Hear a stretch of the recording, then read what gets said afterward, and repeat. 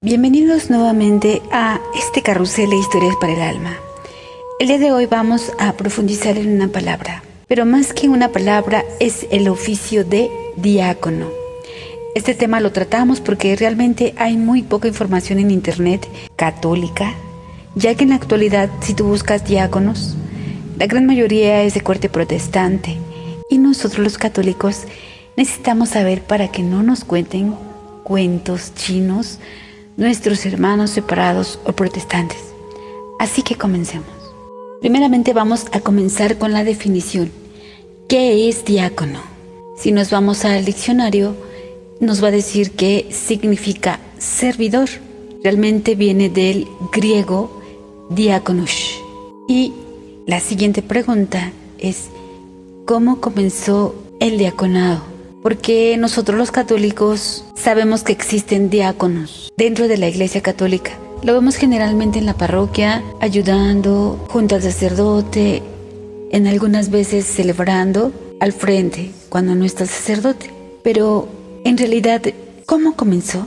Pues nos vamos a dirigir al libro de Números 18:2. Haz que se acerquen contigo también tus hermanos de la rama de Levi, de la tribu de tu padre, que sean tus ayudantes y te sirvan a ti y a tus hijos, delante de la tienda del testimonio.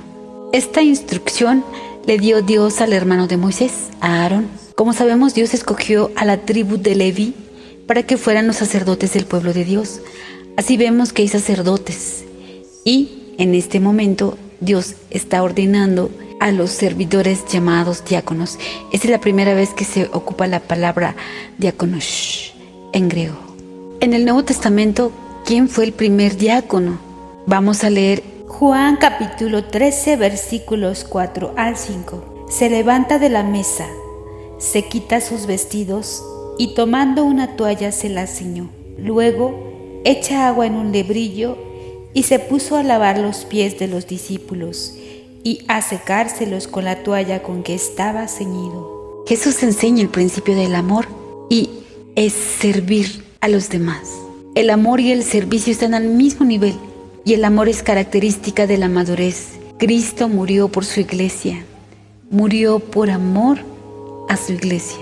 Entonces, aquí respondemos, ¿quién fue el primer diácono?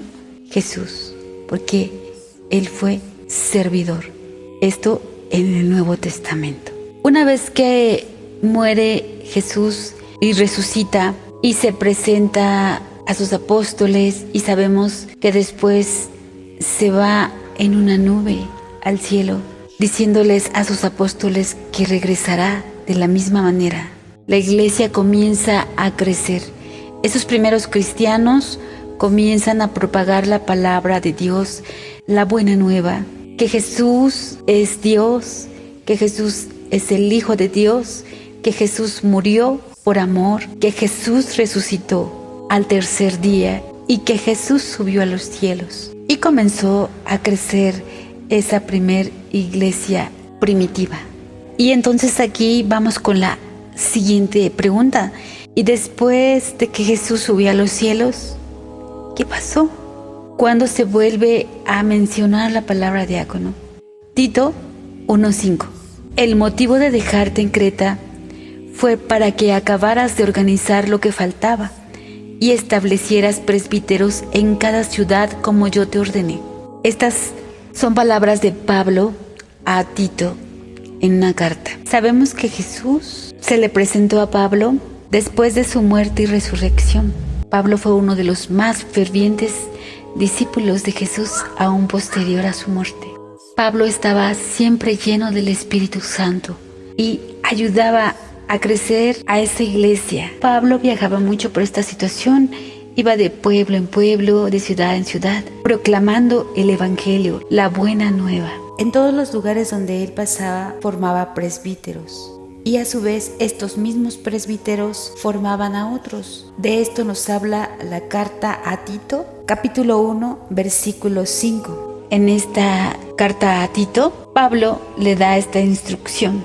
En un determinado momento ya era mucha la carga para los presbíteros porque además de predicar tenían que ayudar al pueblo en sus necesidades Así que se formó el servicio diaconal para apoyar en la naciente iglesia. Y ahora vamos a leer 1 de Timoteo, capítulo 3, versículo del 8 al 13. También los diáconos deben ser dignos, sin doblez, no dados a beber mucho vino ni a negocios sucios, que guarden el misterio de la fe con una conciencia pura.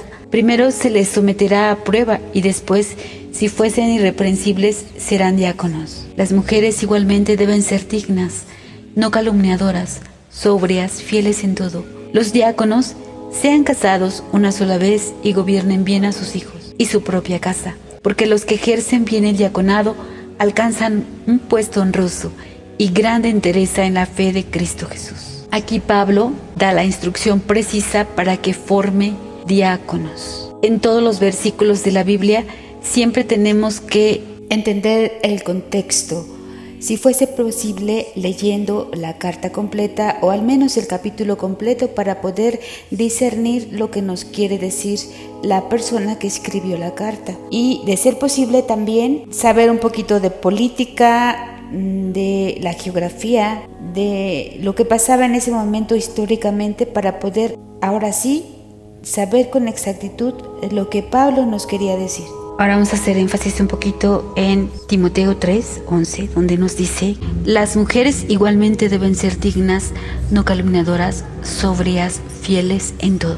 Esta parte es un anexo de cómo deben ser las mujeres. No nos está hablando precisamente de mujeres diaconisas. Muy probablemente habla de las mujeres o esposas de los diáconos. En el original griego, la primera palabra del versículo es mujeres. No nos dice las mujeres ni sus mujeres, ginekes, que quiere decir mujeres. Mujeres deben ser así, así, así. Por lo tanto, es una mala traducción deducir que se refiere a diaconisas también. Decíamos que Pablo viajaba mucho. En uno de esos tantos viajes conoce a la madre y abuela de Timoteo en Listra y fue impresionado por la pasión y devoción de Timoteo en Jesús. Así que permaneció como discípulo de Pablo y eventualmente lo empezó a enviar a algunos lugares. Por lo tanto, Pablo envía a Timoteo a Éfeso, porque allí había un grupo de líderes que se infiltraron en la iglesia de Éfeso y estaban enseñando teologías incorrectas acerca de Jesús. Así que envía con esta carta a Timoteo para darle instrucciones y confrontar a estos líderes que estaban predicando mal el evangelio.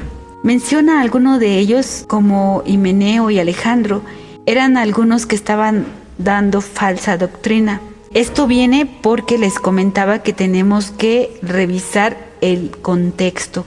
Entonces no vamos a leer toda la carta de Timoteo, pero sí vamos a ahondar un poquito en saber qué estaba pasando en ese momento. Había mujeres adineradas que estaban dentro de la iglesia, pero no se medían en sus vestimentas y sus lujos. Se vestían tan lujosamente que avergonzaban a la mayoría de las demás personas, quienes no podían pagar ese tipo de guardarropa. Y no solo eso, sino que también estas mujeres estaban usurpando las posiciones de liderazgo en la iglesia y estaban propagando la mala teología de los maestros corruptos. Así que Pablo le pone un alto a estas mujeres. Él dice que ellas no deberían enseñar o dirigir a la iglesia. Nos lo dice en 1 de Timoteo capítulo 2, versículo 9 al 14. Asimismo, que las mujeres vestidas decorosamente se adornen con pudor y modestia, no con trenzas ni con oro o perlas o vestidos costosos, sino con buenas obras, como conviene a mujeres que hacen profesión de piedad. La mujer oiga la instrucción en silencio con toda sumisión. No permito que la mujer enseñe ni que domine al hombre, que se mantenga en silencio. ¿Y qué nos pide entonces Pablo? Las mujeres deben ir vestidas decorosamente, que se adornen con pudor y modestia, no con oro ni perlas ni vestidos costosos, que se adornen sobre todo con buenas obras, que oigan las instrucciones en silencio y con toda sumisión, y que la mujer no enseñe ni domine al hombre, que se mantenga en silencio. Y con esta cita solo corroboramos que Pablo no da instrucciones para ordenar mujeres diaconisas, ya que en la misma carta no se puede contradecir diciendo que se comporten de tal manera y después que se formen diaconisas. Así que es ilógico pensar que hubo mujeres con el ministerio de diaconisas. Pero seguramente te preguntas, hay una cita bíblica en la que habla de diaconisa, de una mujer diaconisa y hasta nos da el nombre. Pues ahora vamos a leer esa cita bíblica. Romanos capítulo 16, versículo 1 al 2. Os recomiendo a Febe, nuestra hermana diaconisa de la iglesia de Cencreas. Recibidla en el Señor de una manera digna de los santos y asistidla en cualquier cosa que necesite de vosotros, pues ella ha sido protectora de muchos, incluso de mí mismo. Entonces, ¿Febe era una diaconisa? Claro que no. Febe era un ejemplo para la mujer, era una servidora de todos los santos. Febe llevó la carta a los romanos, tal vez caminó mucho.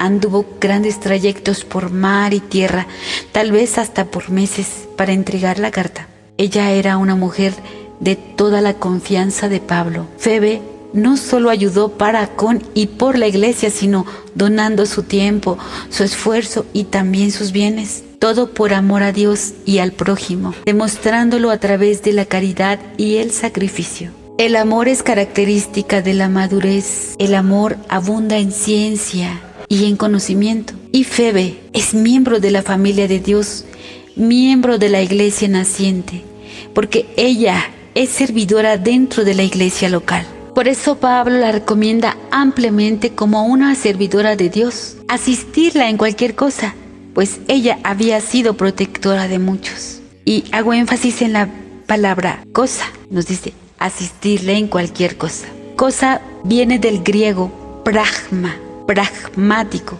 que quiere decir lo que ha sido hecho, acción, asunto, necesidad, trabajo de vida, cosa, problema. O sea, que Pablo está recomendando a Febe para que la asistan en cualquier cosa, asunto, acción, necesidad, trabajo o problema, porque ella es una protectora de muchos. Febe no tenía el ministerio de diaconisa. Es una mala interpretación, era una sierva o servidora. Si se lee el versículo sin el contexto y sin las muchas definiciones que dentro de la misma Biblia le dan a diáconos o diácono, que quiere decir servidor. Ahora vamos a leer algunas citas bíblicas para demostrar que la palabra diáconos es ocupada en la Biblia también, pero que no significan exactamente lo mismo. La ocupan a veces para hablar de un siervo o de alguien que está preparando la mesa, de un servidor, o en el caso de ministros consagrados con la imposición de manos, también se le llama diáconos. Entonces nos vamos a ir al Evangelio de San Juan, capítulo 2, versículo 9. Cuando el maestresala probó el agua convertida en vino, como ignoraba de dónde eran, los sirvientes, los que habían sacado el agua, sí que lo sabían. Llama el maestresala al novio. Y hasta ahí, porque en esta palabra estamos ocupando la palabra sirvientes, diáconos. Hoy lo traduciríamos como un mesero, una chica que está en la entrada de un restaurante, que le llamamos una hostess o una recepcionista. Ellos nos están dando un servicio en un restaurante, pero en ese tiempo le decían diáconos. Ahora nos vamos a leer Hechos capítulo 16, versículo 34, en donde nos habla de el carcelero de Filipos. Recordemos que Pablo está en la cárcel de una manera inesperada, viene un temblor, se abre la puerta donde está encerrado él y el carcelero que estaba cuidándolos quiso suicidarse en ese momento porque dijo, ya se me escaparon mis condenados. Y Pablo le habla desde la oscuridad, le dice, aquí estamos. En ese momento el carcelero decide ayudarlos y decide convertirse. Los lleva a su casa y vamos a leer ahora el versículo 34. Les hizo subir a su casa, les preparó la mesa y se alegró con toda su familia por haber creído en Dios. Entonces, les preparó la mesa. Aquí también volvemos a ocupar la palabra diáconos.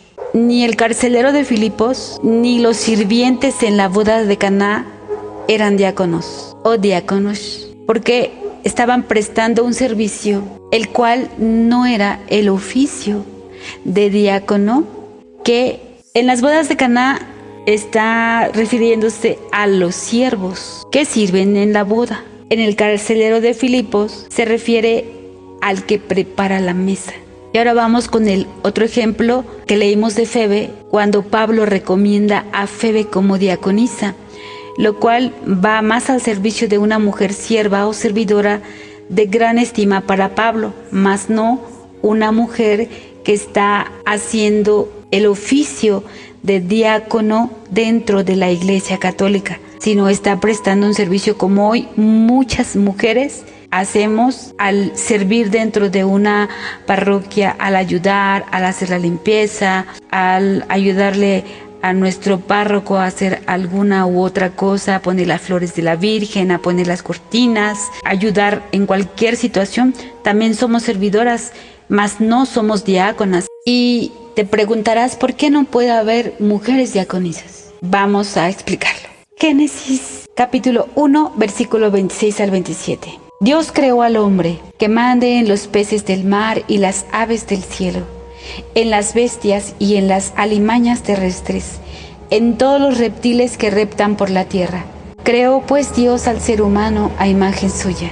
A imagen de Dios los creó, macho y hembra. Aquí vemos cómo Dios le da el poder al hombre para que mande sobre todos los animales. En Génesis 1 no nos narra con especificación cómo fue que creó al hombre y después a la mujer, pero nos los va a narrar en Génesis 2. Ahora vamos a leer capítulo 2, versículo 20. El hombre puso nombres a todo lo creado, y después de esto Dios creó a Eva de la costilla de Adán.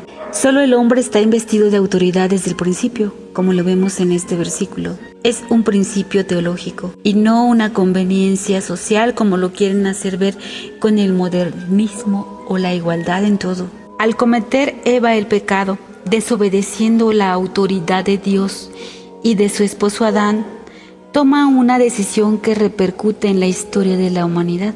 Por eso debemos respetar primero a Dios y después la jerarquía. Dios es nuestra primera autoridad. Si estamos casados, la autoridad es nuestro esposo. Y si habitamos en una comunidad, la autoridad que debemos de respetar, pues es a nuestros presbíteros, a nuestro papa.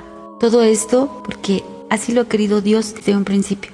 Ahora vamos a leer Lucas capítulo 6, versículo 12 al 13. Por aquellos días se fue al monte a orar y se pasó la noche en la oración de Dios. Cuando se hizo de día, llamó a sus discípulos y eligió 12 de entre ellos, a los que llamó también apóstoles. En el Nuevo Testamento vemos que también Jesús primero hace una oración toda la noche para poder tener el nombre de sus 12 apóstoles, que eran hombres y no mujeres. Aunque hubo mujeres que seguían a Jesús, exactamente, pero ellas no eran sus apóstoles, solo eran mujeres que tal vez le servían a Jesús, que tal vez escuchaban sus enseñanzas y que tal vez hablaban de Jesús y traían más seguidores para él. Pero ellas no eran las elegidas, eran los apóstoles.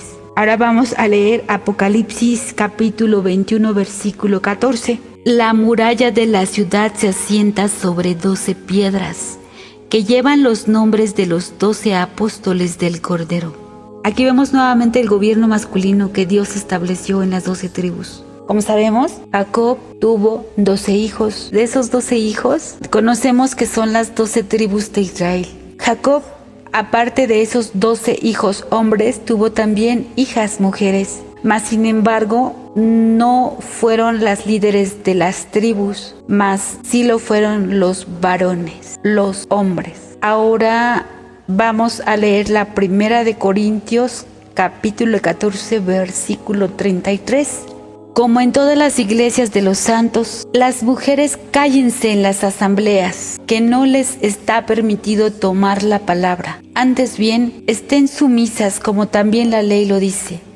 Si quieren aprender algo, pregúntenselo a sus propios maridos en casa, pues es indecoroso que la mujer hable en la asamblea. ¿Acaso ha salido de vosotros la palabra de Dios? ¿O solamente a vosotros ha llegado? Si alguien se cree profeta o inspirado por el Espíritu, reconozca en lo que os escribo un mandato del Señor. Si no lo conoce, tampoco él es reconocido. Y por último vamos a leer la primera de Timoteo capítulo 2, versículo 12 al 15. No permito que la mujer enseñe ni que domine al hombre, que se mantenga en silencio, porque Adán fue formado primero y Eva en segundo lugar, y el engañado no fue Adán, sino la mujer, que seducida incurrió en la transgresión. Con todo, se salvará por su maternidad, mientras persevere con modestia en la fe, en la caridad y en la santidad. En estas últimas citas bíblicas no nos habla de darle poder a las mujeres, de que las mujeres tienen un ministerio dentro de la iglesia naciente. No nos habla de diaconisas ordenadas con la imposición de manos, sino todo lo contrario.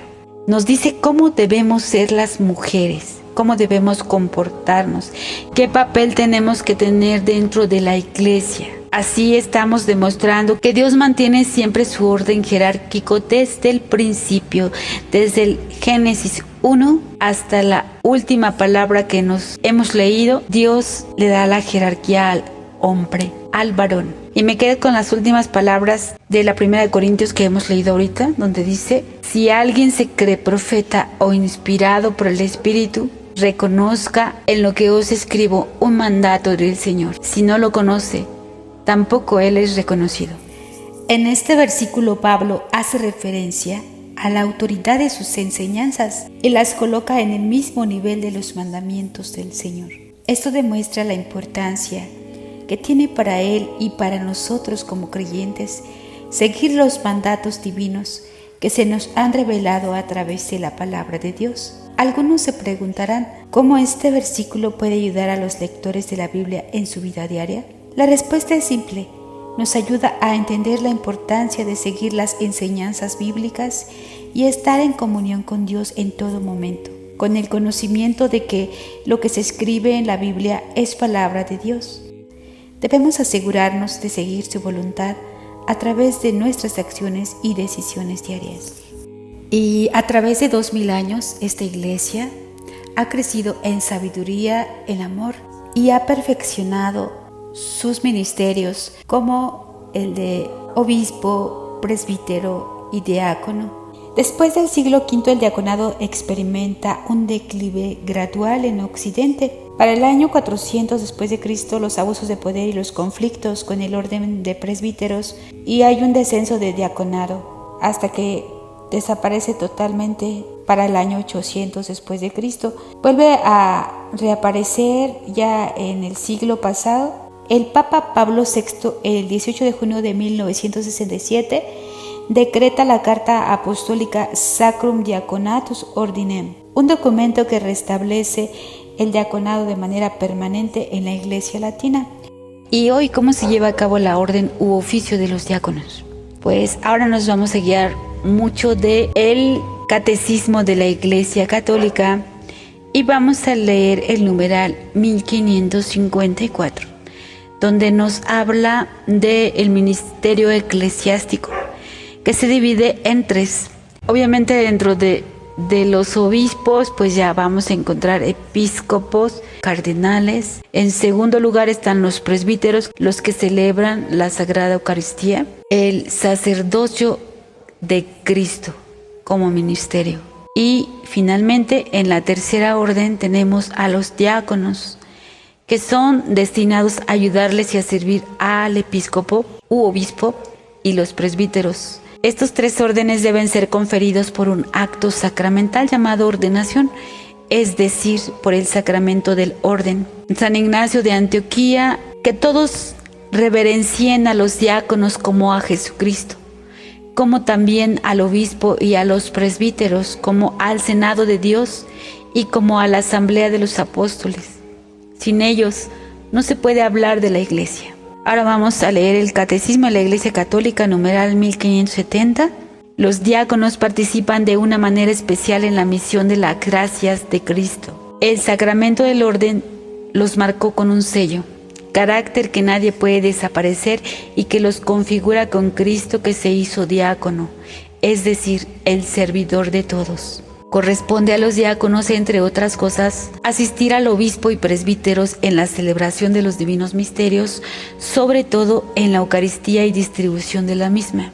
Asistir en la celebración de los matrimonios y bendecirlos, proclamar el Evangelio y predicar, presidir exequias, entregarse a los diversos servicios de la caridad. En el numeral 1569, en el grado inferior de la jerarquía están los diáconos, a los que se les imponen las manos para realizar un servicio y no para ejercer el sacerdocio. En la ordenación al diaconado, solo el obispo impone las manos, significando así que el diácono está especialmente vinculado al obispo en las tareas de su diaconía.